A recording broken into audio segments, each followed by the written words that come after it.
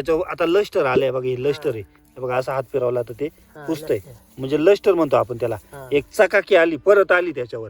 आणि बघा ना, खालपासून जरी बघितलं तुमचं पूर्ण ठोम एकदम हिरवगार आहे, एकदम गर्द काळ आहे, जास्त फुटू आहे. जर मोजले समजा एक एक मोजला म्हणजे 15च्या आसपास सरासरी फुटवे असते. आता हा जो आपण गहू बघतोय समजा, बरोबर, आज जर त्याचं पान जर बघितलंय बघा ना, पानाची साईज काळोखी वगैरे जर बघितली तर म्हणजे लक्षात येणार नाही, ओळख येणार नाही ऊस आहे का गहू आहे, बरोबर. म्हणजे अगदी त्या पद्धतीने ऊसाचा जसा फुटवा असतो, त्यानंतर काळोखी पानांची रुंदी जेवढी असते अगदी त्याच पद्धतीने दिसते.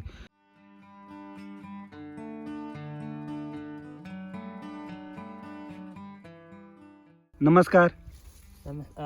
तुमचं नाव आणि पत्ता सांगा ना.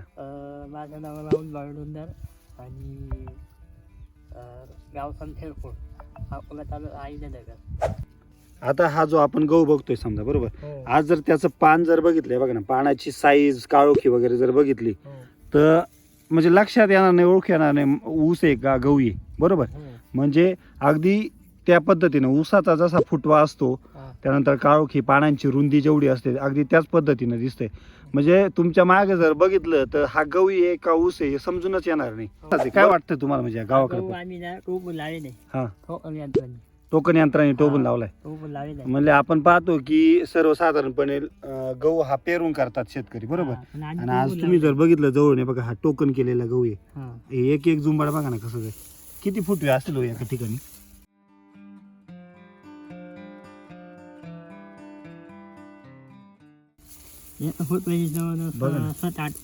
जास्त फुटवे जास्त आहे. जर मोजले समजा एक एक मोजला म्हणजे 15च्या आसपास सरासरी फुटवे असतील. टोकन पद्धतीने हा जो गहू केलाय हा किती दिवसाचा आहे आता? 50 ते 55 दिवसाचा गहू आहे हा. म्हणजे 50-55 दिवस झालेले तो टोकन करून, बरोबर. तर आज आपण ही जी ग्रोथ बघतोय, आज जर बघितलं म्हणजे पूर्ण प्लॉट जर बघितला तुमचा एक सारखा आहे. उंचपणा कुठं भाऊ असं हे नाही, एक टेबल लेवल वाढ दिसते बघा ना, खालीवर नाही. तर ह्या गावाला तुम्ही म्हणजे काय खतं वापरलेली? या गावाला आम्ही खत वापरले आणि बीटीचं ग्रीन भूमी वापरलंय, बरोबर. त्यानंतर बायो NPK, त्यानंतर प्रोम आहे, त्यानंतर एन बुस्टर आहे. अशा 4-5 प्रकारच्या ग्रेड तुम्ही ग्रॅन्युअल मध्ये दाणेदार मध्ये होता ना. म्हणजे काय बदल वाटला हे खतं टाकल्यानंतर? हे खत टाकल्यावर आळू आणि फुटवा फार झाला. हा,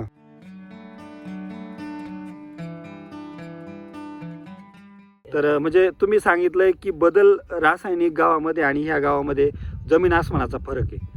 आणि कशा कशात येतं, काळोखीमध्ये सांगितला, फुटव्यामध्ये सांगितला, आज आपण जर बघितलं, बरोबर. म्हणजे पूर्ण प्लॉट असा कुठंच का 19-20 नाहीये, सगळीकडे जर बघितलं तुम्ही नजर फिरवली तर एक टेबल लेवल प्लॉट दिसतोय तुम्हाला. त्यानंतर गावामध्ये आता तुमच्या बरोबरच्या ज्या पेरणी आहे बाकीच्या आजूबाजूच्या, म्हणजे तुमच्या प्लॉट बरोबरचे जे गहू आहे तो प्लॉट आणि हा प्लॉट जर बघितला काय म्हणजे फरक काय?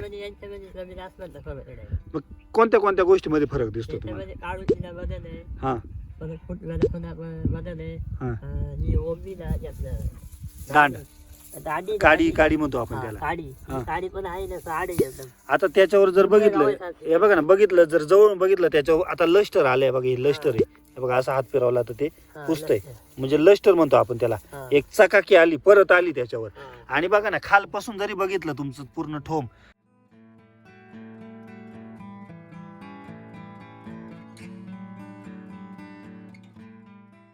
एकदम हिरवगार आहे, एकदम गर्द काळ आहे. आणि कुठेही म्हणजे याच्यावर काही असे किडींचं वगैरे किंवा रोगाचा काही प्रादुर्भाव असा दिसत नाही.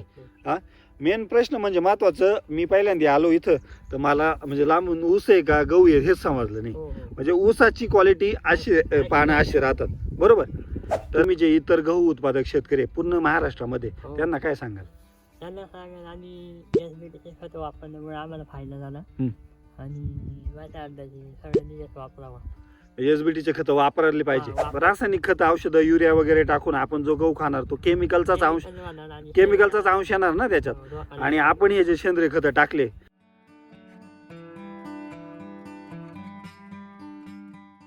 तर त्या तुमच्या गावाचा कसा आहे, विषमुक्त गहू आहे, म्हणजे कुठलाही त्याच्यामध्ये केमिकलचा अंश नाही. म्हणजे घरगुती खातानी एक पोषक तुम्हाला गहू मिळणार आहे विषमुक्त, बरोबर.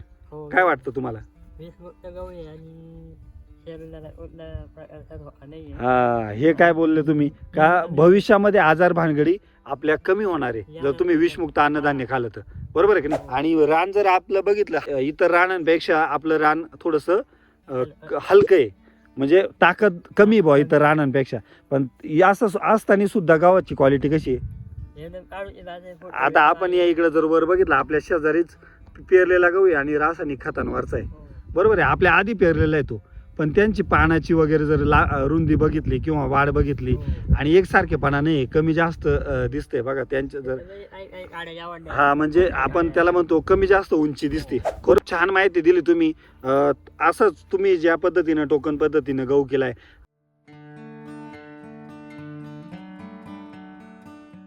आणि हे सर्व सेंद्रिय खतं एसबीटीचे तुम्ही वापरले, बरोबर. तर हेच माहिती जर कोणाला पाहिजे असेल शेतकऱ्यांना तर तुमचा एक नंबर द्या, मोबाईल नंबर सांगा. 80 हं. 87 88 66 ओके, खूप छान माहिती दिली, धन्यवाद.